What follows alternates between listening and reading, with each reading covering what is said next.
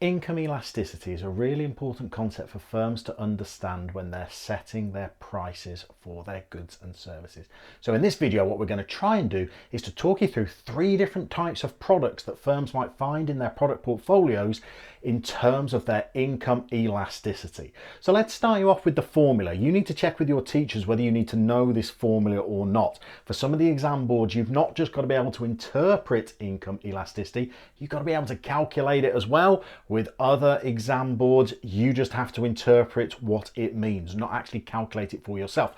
So there's the formula for you. To calculate the income elasticity of a good, we need to look at the percentage change in quantity demanded and divide that by the percentage change in income. So let's break it down. Let's give you the basics.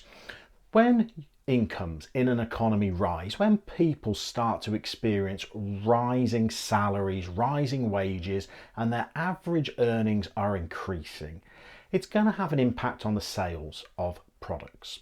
Now, there are some products out there that as people are earning more, as their salaries are growing, they will experience an even greater surge in demand for their goods and services. So just a 5% increase in incomes might be met by a 10% increase in demand for their goods and services.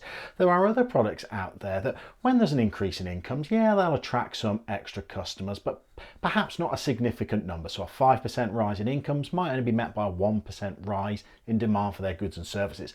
And then there's these strange little guys down the bottom. There are some products out there on the shelves that when people's incomes rise, consumers actually turn their back on these products and they look to upgrade to buy something superior instead. So what we're going to try and do is to talk you through these 3 different types of products firms might find that they are selling. So let's start with what are known as income elastic goods. So an income elastic good is one when you punch the data into your calculator, the answer will come out as greater than 1. Now, when we were learning about price elasticity of demand, and we'll throw a link up there if you haven't seen that tutorial yet, we discounted the fact that price elastic calculations started with a minus sign. That wasn't significant to us. When we're calculating income elasticity, whether the answer is a plus or a minus now takes on significance. So when we have an income elastic good, it has an income elasticity of greater than positive 1. So that could be plus 1.5, it could be plus 3, but that denotes to us that we have an income elastic good in our portfolio. Now we can refer to those types of goods as luxury goods. These are goods that as incomes rise, the surge in demand for these goods is even greater. So something like sports cars, designer clothing, very high-end watches. As incomes start to rise, there will be an even greater demand for these luxury goods.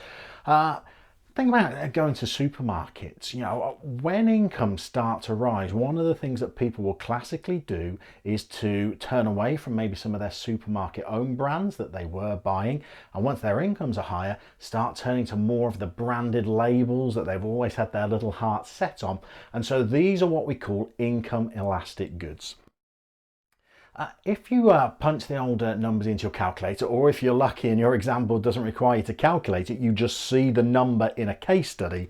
If that number is greater than 0 but less than positive 1, you have what we call an income inelastic product in your portfolio. So that could be one that has an income elasticity of positive 0.8, positive 0.4.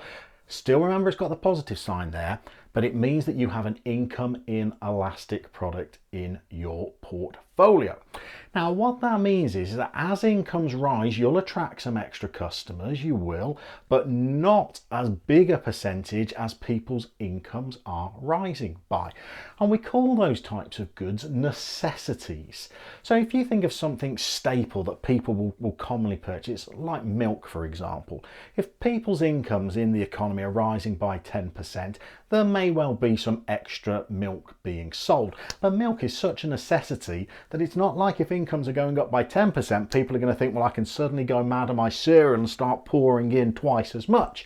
The increase in demand is going to be quite cautious. It's going to be quite tempered. So we might expect some additional milk to be sold if people are earning more, as people switch away from more basic breakfasts like gruel and start to enjoy their bowls of cereal in the morning instead. But it's not going to be a huge increase in sales. Our third type of products we can refer to as inferior goods. Now this is where the minus sign comes in. So inferior goods are goods that when you see their income elasticity or you calculate it yourself, the answer will be less than minus. So it's going to start, less than 0. So it's going to start with a minus symbol.